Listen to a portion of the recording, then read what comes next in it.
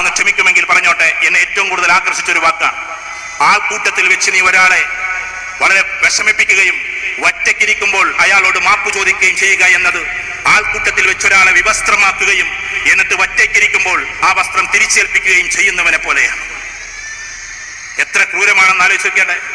ആൾക്കൂട്ടത്തിൽ വെച്ചിട്ട് ഒരാളെ വിവസ്ത്രനാക്കി വസ്ത്രമെല്ലാം അഴിച്ചു മാറ്റി എന്നിട്ട് ഒറ്റയ്ക്കിരിക്കുമ്പോൾ സോറി ട്ടോ ഞാൻ അഴിച്ചതിൽ എന്ന് പറയുന്നത് പോലെയാണ് ആൾക്കൂട്ടത്തിൽ വെച്ച് ഒരാളെ വിഷമിപ്പിക്കുകയും ഒറ്റയ്ക്കിരിക്കുമ്പോൾ മാപ്പ് പറയുകയും ചെയ്യുക എന്നത്. അങ്ങനെ ഇദ്ദേഹം പറയാണ്, ഈ കുട്ടിയുടേത് മാത്രം എടുത്തിട്ട് മാഡം ഉയർത്തിയിട്ട് പറഞ്ഞു, കണ്ടില്ലേ ഇവൾ ചെയ്തത്, നിങ്ങളെല്ലാം നന്നായി ചെയ്തു, ഈ കുട്ടിക്ക് എന്തു പറ്റി, ഈ കുട്ടിക്ക് എന്തു പറ്റി. അനാലിസിസ് എന്ന് പറയുന്ന ഒരു സാധനം അടുത്തുകൂടെ പോകാത്തൊരു പാവം ടീച്ചർ. പാവം എന്നവരെ വിളിക്കാൻ പറ്റില്ല. എന്തുകൊണ്ടാണെന്നറിയോ? ബാക്കിയുള്ളവർക്കെല്ലാം പാരന്റ്സ് ചെയ്തു കൊടുത്തതാണ്. അതിമനോഹരമായി കളറിംഗ് പാരന്റ്സ് ചെയ്തു കൊടുത്തതാണ്. നല്ല ലെറ്റേഴ്സ് വടിവത്ത രീതിയിൽ എഴുതി കൊടുത്തത് പാരന്റ്സ് ആണ്.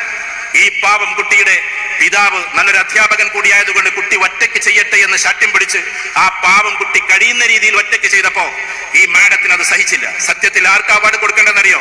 നിങ്ങളൊക്കെ ഉഷാറായിട്ട് എഴുതിയിട്ടുണ്ട്, നിങ്ങൾക്കല്ല ഇന്ന് മാർക്കുള്ളത്, ഒറ്റയ്ക്ക് ചെയ്ത ഇവൾക്കാണ് എന്നാണ് നിങ്ങളെന്ന ടീച്ചർ അന്ന് അവിടെ അവാർഡ് കൊടുക്കേണ്ടത്. നിങ്ങളതായിരിക്കണം. ഓരോ കുട്ടിയെയും അങ്ങനെ ഉയർത്തിക്കൊണ്ടേ വരണം.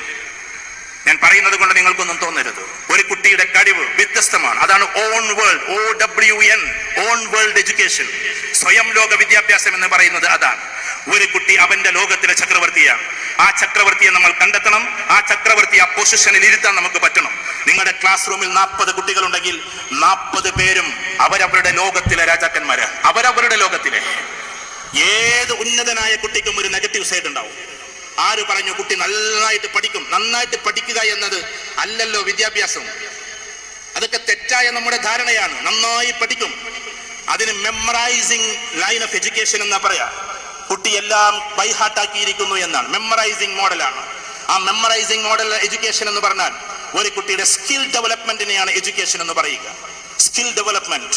അതിനേക്കാൾ അതിന്റെ അപ്പുറത്ത് പിന്നെയുമുണ്ട് സോഷ്യോ ഡെവലപ്മെന്റ്, അതിന്റെ അപ്പുറത്ത് സ്പിരിച്വൽ ഡെവലപ്മെന്റ്, അതിന്റെ അപ്പുറത്തേക്ക് ഫിസിക്കൽ ഡെവലപ്മെന്റ്. ഇങ്ങനെ വ്യത്യസ്തമായ ഡെവലപ്മെന്റിലൂടെ ഒരു കുട്ടിയെ നമ്മൾ കൊണ്ടുപോകുന്നത് എന്നാണോ അന്നാണ് നമ്മൾ നല്ലൊരു ടീച്ചർ ആവുക. ഞാൻ മറ്റൊരു ചോദ്യം ചോദിച്ചോട്ടെ. 5000 രൂപ തരാം നിങ്ങൾക്ക്. ഞാൻ വെറുതെ പറയല്ല, എന്റെ പോക്കറ്റിൽ നിന്ന് എടുത്തിട്ട് തരും, ഹാരിസ് ഭായിന്റെ അടുത്തുനിന്നല്ല. വിദ്യാധനം സർവ്വധനാൽ പ്രധാനം എന്ന് നമ്മൾ പറയാറുണ്ട്, ഇല്ലേ? ഒന്ന് പറഞ്ഞാട്ടെ, ആ വാക്കൊന്ന് പറഞ്ഞാട്ടെ, ഒന്ന് ഉറക്കെ പറഞ്ഞോ. വിദ്യാധനം സർവ്വധനാൽ പ്രധാനം. അതിന് മുമ്പ് 3-4 വരികളുണ്ട്. ആ വരി നല്ല രീതിയിൽ ഇവിടെ ഉച്ചരിക്കുന്നവർക്ക് നല്ല ഉഷാറായിട്ട്, അതിന്റെ തൊട്ട് മുമ്പുള്ള 3 വരി ഉച്ചരിക്കുന്നവർക്ക് ഇപ്പൊ 5000 രൂപ തരും. ആർക്കും പറയാം. ഞാൻ ഏകദേശം 1200 കുട്ടികളോടായി ചോദിക്കുന്നത്, ടീച്ചേഴ്സിനോടായി ചോദിക്കുന്നത്. വിദ്യാധനം സർവ്വധനാൽ പ്രധാനം എന്ന് പറയുന്നതിന്റെ ദയവേത് ഗൂഗിൾ ചെയ്ത് നോക്കരുത് കേട്ടോ. അപ്പൊ 5000 ഇങ്ങോട്ട് തരേണ്ടി വരും. അതിന്റെ ആദ്യത്തെ 3 വരികൾ എന്താ ഒന്ന് പറഞ്ഞു നോക്കിയാട്ടെ. നമ്മൾ ചെറുപ്പം മുതലേ കേൾക്കുന്നതല്ലേ. ആ പറഞ്ഞോളൂ.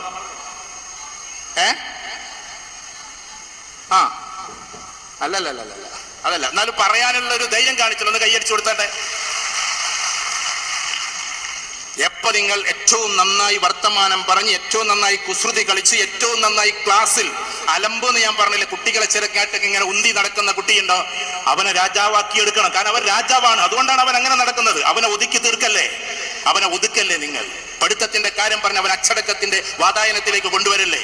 കാരണം അവൻ കുറെ കഴിഞ്ഞാൽ സോഷ്യൽ റാപ്പോ ഉള്ള കുട്ടിയാണ്, കുറെ കഴിഞ്ഞാൽ ഫ്രണ്ട്സ് മേക്കിംഗ് കപ്പാസിറ്റി ഉള്ള കുട്ടിയാണ്, കുറെ കഴിഞ്ഞാൽ ലീഡർഷിപ്പ് ക്വാളിറ്റി ഉള്ള കുട്ടിയാണ്, കുറെ കഴിഞ്ഞാൽ ഓർഗനൈസേഷൻ സ്കില്ലുള്ള കുട്ടിയാണ്, കുറെ കഴിഞ്ഞാൽ ഡാറ്റ ഇന്റർപ്രിട്ടേഷൻ ഉള്ള കുട്ടിയാണ്, കുറെ കഴിഞ്ഞാൽ അനലിറ്റിക്കൽ റീസണിംഗ് ഉള്ള കുട്ടിയാണ്, കുറെ കഴിഞ്ഞാൽ ഓർഗനൈസിംഗ് സ്കില്ലുള്ള കുട്ടിയാണ്, കുറെ കഴിഞ്ഞാൽ മൾട്ടി ലിംഗ്വിസ്റ്റിക് എബിലിറ്റി ഉള്ള കുട്ടിയാണ്, കുറെ കഴിഞ്ഞാൽ അതിനുമപ്പുറം സ്ട്രാറ്റജിക്കൽ തോട്ട് ഉള്ള കുട്ടിയാണ്. ആ കുട്ടിയാണ് ഒതുക്കി ഒതുക്കി ഒതുക്കി വെറും മെമ്മറൈസിംഗിലേക്ക് നിങ്ങൾ കൊണ്ടുപോകുന്നത്, വെറും ബൈഹാർട്ട് സിസ്റ്റത്തിലേക്ക് നിങ്ങൾ കൊണ്ടുപോകുന്നത്.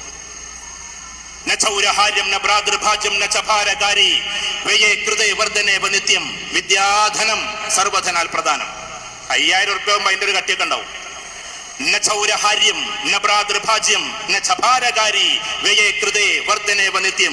എന്താ അത് പറഞ്ഞതിന്റെ അർത്ഥം?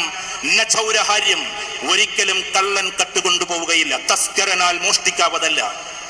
ഒരിക്കലും നമ്മളിൽ നിന്ന് എഡ്യൂക്കേഷൻ കൊണ്ടുപോവുകയില്ല ആരും. കുട്ടിക്ക് ജന്മന ജനിപ്പിച്ചവനാരോ പ്രപഞ്ചത്തിന്റെ നാഥനാരോ വിശ്വസിച്ചാലും ഇല്ലെങ്കിലും അവൻ ഒരുപാട് കഴിവുകൾ കൊടുക്കുന്നുണ്ട്. നമ്മൾ അത് കണ്ടെത്തിയാൽ മതി. ഈ ലോകത്തെ ശാസ്ത്രജ്ഞർ കണ്ടെത്തിയതാണ്, ഈ പ്രപഞ്ചത്തെ കണ്ടെത്തിയതാണ്, ഇതേപോലെ തന്നെ അമേരിക്ക കണ്ടെത്തിയതാണ്, ഇന്ത്യയെ കണ്ടെത്തിയതാണ്, ഇവിടുത്തെ മണ്ണിനെ കണ്ടെത്തിയതാണ്, സ്വർണം കണ്ടെത്തിയതാണ്, ഈ കാണുന്നതെല്ലാം കണ്ടെത്തിയതാണ്. ഒരു കുട്ടിക്ക് കഴിവ് നമ്മൾ കൊടുക്കേണ്ട കാര്യമില്ല, ആ കുട്ടിയുടെ കഴിവിനെ കണ്ടെത്തിയാൽ മതി, ലോകം മുഴുവനും കണ്ടെത്തിയാൽ മതി. കുട്ടിയെ കണ്ടെത്തുക എന്നതാണ്, ആ കുട്ടിയെ കണ്ടെത്തുക, ആ കുട്ടിയുടെ ഉള്ളിലെ കഴിവിനെ കണ്ടെത്തുക. ചൗരഹാര്യം അതൊരിക്കലും ഒരു കള്ളനും കട്ടുകൊണ്ടുപോയിട്ടില്ല. നഭ്രാതൃഭാജ്യം അവന്റെ സഹോദരൻ അത് വിഭജിച്ചിട്ടുമില്ല. നഭ്രാതൃഭാജ്യം ഒരിക്കലും വിഭജിക്കാവതല്ല. ചഭാരകാരി അവന്റെ ശരീരത്തിനത് ആകാരമല്ല, അത് ഭാരവുമല്ല. പിന്നെയോ ഭാരമല്ല, പിന്നെയോ ചഭാരകാരി വ്യയേ കൃതേ വർധനേവ നിത്യം. വ്യയം ചെയ്യും തോറും അത് നിത്യേന വർദ്ധിച്ചുകൊണ്ടേയിരിക്കും. വിദ്യാധനം, അതാണ് വിദ്യ എന്ന ധനം സർവധനാൽ പ്രധാനമെന്നാണ്. അതുകൊണ്ട് ഒരു കുട്ടിയിൽ അതുണ്ട്, ഒരു കുട്ടിയിൽ അതുണ്ട്. കുഞ്ഞുനാള് മുതലേ ആ കുട്ടി ഇങ്ങനെ പഠിച്ചേച്ചു വരിക. നമ്മൾ അധ്യാപകരാണ്, ഞാനും ഒരു അധ്യാപകനായതുകൊണ്ട് പറഞ്ഞോട്ടെ. ഇവിടെ MES ആൾക്കാരൊക്കെ ഇരിക്കുന്നു. MES സെൻട്രൽ ലെവലിലുള്ള കേരളത്തിലെ ടോട്ടൽ പ്രിൻസിപ്പൽമാർക്ക് ഈ കൊല്ലത്തിലും ഞാൻ തന്നെയായിരുന്നു ട്രെയിനിങ് കൊടുത്തത്. ഞാൻ അവകാശപ്പെടില്ല, അവരോട് ഞാനത് പറഞ്ഞു. എന്ന് വെച്ചാൽ ഓരോ കുട്ടിയും കുട്ടിക്കാലം മുതൽ അവന്റെ ഉള്ളിൽ ഈ കഴിവുകളുണ്ട്. ആചാര്യാൽ പാദമത്രേ പാദം ശിഷ്യ സമേധയ പാദം ബ്രഹ്മാചാരഭ്യ പാദം കാലക്രമേണതു എന്നാണ്. ഓരോ കുട്ടിയും ആചാര്യന്മാരിൽ നിന്ന്, നമ്മളെന്ന ടീച്ചേഴ്സിൽ നിന്ന് പഠിക്കുന്നത് കാൽഭാഗം മാത്രമാണ്. ആചാര്യാൽ പാദമത്രേ പാദം ശിഷ്യ സ്വമേധയ, ശിഷ്യൻ സ്വയമാണ് കാൽഭാഗം പഠിക്കുന്നത്. പാദം ബ്രഹ്മചാരഭ്യ, ബ്രഹ്മാവിന്റെ ചരാചരങ്ങളിൽ നിന്നുമാണ് കാൽഭാഗം പഠിക്കുന്നത്. പാദം കാലക്രമേണതു, കാലക്രമേണ കൊണ്ടാണ് അവൻ കാൽഭാഗം പഠിക്കുന്നത്. അതുകൊണ്ട് നമ്മുടെ മുമ്പിലേക്ക് പാവമായി വരുന്ന കുട്ടികളെ ദയവ് ചെയ്ത് തള്ളി മാറ്റല്ലേ. സ്കൂളിലേക്ക് പോകുമ്പോ ഉയരമില്ലാത്തതിന്റെ പേരിൽ പാവം ഒരു കുട്ടി വന്നിട്ട് അമ്മൂമ്മയോട് പറയാണ് എന്ത് ഗ്രാൻഡ്മ, എന്നെ കുട്ടികൾ വിളിക്കുന്ന പേര് ദ ഷോർട്ട് ലെഗർ എന്നാണ്, കുഞ്ഞിക്കാലൻ എന്നാണ്, സ്കൂളിലേക്ക് പോകാൻ എനിക്ക് മടിയുണ്ട് എന്ന്. അന്ന് തലയിൽ തലോടിക്കൊണ്ട് ആ അമ്മൂമ്മ പറഞ്ഞില്ലായിരുന്നുവെങ്കിൽ കുട്ടിയുടെ പേരാണ് ഞാൻ നേരത്തെ പറഞ്ഞത്. ഇൻസ്റ്റഗ്രാമിലും ഫേസ്ബുക്കിലും ഇന്നും 1-ാം സ്ഥാനത്ത് നിൽക്കുന്ന ആ മഹാരഥന്റെ പേര് ദ ഗ്രേറ്റ് റൊണാൾഡോ എന്നാണ്. ഇവിടെ എഡ്യൂക്കേഷൻ കുറവാണ്, പക്ഷെ സ്കിൽസ് അപാരമാണ്. ഞാൻ പറഞ്ഞത് മനസ്സിലാവുന്നുണ്ടോ? സച്ചിൻ ടെണ്ടുൽക്കർ എന്ന് പറയുന്ന ആള് 10-ാം ക്ലാസ്, അദ്ദേഹം തന്നെ വെറുതെ ചിരിച്ചോണ്ടൊരു ഇന്റർവ്യൂവിൽ പറയുന്നുണ്ട്, ഞാൻ 10-ാം ക്ലാസ് പാസ്സായിരുന്നുവെങ്കിൽ ഒരിക്കലും ഇന്ത്യക്ക് ക്രിക്കറ്റിൽ സച്ചിൻ എന്ന് പറയുന്ന ഒരു പേര് നിങ്ങൾക്ക് കേൾക്കാൻ കഴിയില്ലായിരുന്നു എന്ന്. അതിന്റെ അർത്ഥം 10-ാം ക്ലാസ് പാസ്സാകണ്ടെന്നൊന്നുമല്ല കേട്ടോ. ഞാൻ പറയുന്നതിന്റെ അർത്ഥം നിങ്ങൾക്ക് മനസ്സിലാവുണ്ടാവുമെന്ന് വിചാരിക്കും. ഞാൻ ടീച്ചേഴ്സിനോട് സംസാരിക്കുന്നു, ടീച്ചേഴ്സിനോട്. സ്റ്റീവ് ജോബ്സ്, ദ ആപ്പിളിന്റെ അതിന്റെ മഹാരഥനായ ഫൗണ്ടർ, അദ്ദേഹം last speech of Steve jobs എടുത്തു നോക്ക് നിങ്ങൾ. അദ്ദേഹം സംസാരിച്ച സ്റ്റാൻഫോർഡ് യൂണിവേഴ്സിറ്റിയിലാണ്. ലോകത്തിലെ ഏറ്റവും ടോപ്പ് 10 യൂണിവേഴ്സിറ്റിയിലെ ഒരു യൂണിവേഴ്സിറ്റിയാണ് സ്റ്റാൻഫോർഡ് യൂണിവേഴ്സിറ്റി. അവിടുത്തെ കുട്ടികളോട് മൊബൈൽ ഉയർത്തിക്കൊണ്ട് അദ്ദേഹം പറയുന്നുണ്ട്, ആപ്പിൾ എന്ന് പറയുന്ന ഇതിൽ അത്ഭുതകരമായ ആശയങ്ങൾ വന്ന് എന്റെ ഈ തല പൊട്ടിത്തെറിക്കുമോ എന്ന് എനിക്ക് തോന്നുന്നു. ഐഡിയാസ് കൊണ്ട് എന്റെ തല പൊട്ടിത്തെറിക്കും ഒരു പക്ഷേ. എങ്കിലും ഞാൻ പറഞ്ഞോട്ടെ, ഞാൻ +2 പൂർത്തിയാക്കാത്ത ആളാണ്. നിങ്ങൾ ആ സ്പീച്ച് ഒന്ന് കേട്ടു നോക്ക്. അദ്ദേഹം +2 പൂർത്തിയാക്കിയിട്ടില്ല. നിങ്ങളുടെ കയ്യിൽ ഇപ്പോൾ അതിമനോഹരമായി കൊണ്ടു നടക്കുന്ന മൊബൈൽ ഫോണിന്റെ സ്ഥാപകന്റെ പേരാണ് സ്റ്റീവ് ജോബ്സ്.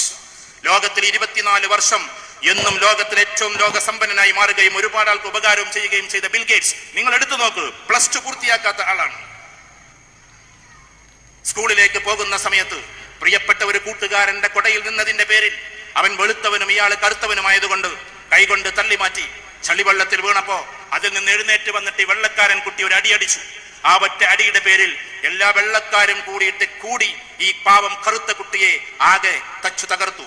അന്ന് മുതലാണ് എനിക്ക് ഇടിക്കൂട്ടിലെ വീരനാകണമെന്നും അന്ന് മുഹമ്മദ് അലി ക്ലേ എന്ന് പറയുന്ന മഹാമനുഷ്യൻ ചിന്തിക്കുന്നത് സ്കൂളിലേക്ക് പോകുമ്പോഴുള്ള തർക്ക വിതർക്കത്തിൽ നിന്നുമാണ് സത്യത്തിൽ മുഹമ്മദ് അലി ക്ലേ ഉണ്ടാകുന്നത്. ഞാൻ പറയുന്നത് എഡ്യൂക്കേഷനേക്കാൾ അപ്പുറത്ത് കഴിവുള്ള മക്കളെ വാർത്തെടുക്കലാണ്. ഇതിന്റെ അർത്ഥം എഡ്യൂക്കേഷൻ വേണ്ടെന്നല്ല, A+ കൊടുക്കേണ്ടെന്നല്ല. ഹൗ ടു ഗെറ്റ് A+ എന്ന് പറയുന്നത് പറഞ്ഞുകൊണ്ട് തന്നെ ഞാൻ പറഞ്ഞോട്ടെ, നിങ്ങൾ എല്ലാവരെ കൊണ്ട് A+ എടുപ്പിച്ചോ, പക്ഷെ അതിനും അപ്പുറത്താണ് ഒരു കുട്ടിയുടെ സ്കില്ലുള്ളത് എന്നാണ് പറയുന്നത്. അതുകൊണ്ട് നമുക്ക് ആ സ്കില്ലിലേക്ക് പോകാം. മോണ്ടിസോറി സിസ്റ്റം അതാണ്. ഇവിടെ മോണ്ടിസോറി പഠിച്ച കുട്ടികളൊക്കെ ഒന്ന് കൈ ഉയർത്തിയാട്ടെ. ഏകദേശം എല്ലാവരും മോണ്ടിസോറി തന്നെയാണ്. കുറച്ചാളുകൾ അതിൽ നിന്ന് വിപരീതമുള്ളൂ എന്ന് തോന്നുന്നു. മോണ്ടിസോറിയെ കുറിച്ചും ഞാൻ പറഞ്ഞോട്ടെ. അതിൽ പുതിയ റിസർച്ച് ഒക്കെ വന്നിട്ടുണ്ട്. മോണ്ടിസോറി ഒരു പാവം പെണ്ണ് കണ്ടെത്തിയതാണ്. പേര് നിങ്ങൾക്ക് അറിയാലോ അല്ലേ, മരിയാം മോണ്ടിസോറി. അവരുടെ പേരിലാണ് മോണ്ടിസോറി സിസ്റ്റം അറിയപ്പെടുന്നത്. അവർ മരിച്ചിട്ട് തന്നെ ഏകദേശം 60-70 വർഷമായി. ആ സിസ്റ്റം ഇനിയും ഡെവലപ്പ് ചെയ്ത് മുന്നേറുന്നു. ഞാനൊരു കാര്യം നിങ്ങളോട് പറയാം. നമ്മുടെ നാട്ടിലെ, ഇതൊരു അവകാശവാദമൊന്നും അല്ല കേട്ടോ, നമ്മുടെ നാട്ടിലെ എഡ്യൂക്കേഷൻ സിസ്റ്റം അതിനെ മോശമാക്കുന്നില്ല, അത് കുറച്ചൊക്കെ താഴെയാണ് എന്നത് കണ്ടതുകൊണ്ടാണ് ഈ കഴിഞ്ഞ ഒരു 6 മാസം മുമ്പ് നമ്മുടെ മുഖ്യമന്ത്രി ഫിൻലാൻഡിലേക്ക് യാത്ര തിരിച്ചത്. കേരളത്തിൽ ഫിനിഷ് സ്കൂൾ സിസ്റ്റം കൊണ്ടുവരാൻ വേണ്ടി, ഫിൻലാൻഡിലെ സ്കൂൾ സിസ്റ്റം കൊണ്ടുവരാനാണ് മുഖ്യമന്ത്രി ഒരു യാത്ര നടത്തിയത്. അവിടെ പോയപ്പോൾ അതിന്റെ റിപ്പോർട്ടിൽ പറയുന്നത് അങ്ങട്ടെത്താൻ ഇനിയും കേരളം 50 കൊല്ലം സഞ്ചരിക്കേണ്ടിയിരിക്കുന്നു എന്നതാണ്. ഞാൻ ഫിൻലാൻഡിനെ ഇങ്ങനെ ഉയർത്തി പറയല്ല, പക്ഷേ നമ്മൾ അറിയണം, കമ്പാരിസൺ ഇല്ലാത്ത നമ്മുടെ നാട്ടില് മക്കൾ ഡോക്ടേഴ്സ് ആകാൻ വേണ്ടിയിട്ട് ചെറുപ്പം മുതലേ മക്കളെ കമ്പാരിസൺ ചെയ്യുന്ന പാരന്റ്സാണ്.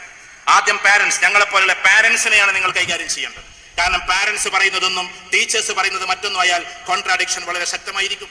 കാരണം കുട്ടികൾക്ക്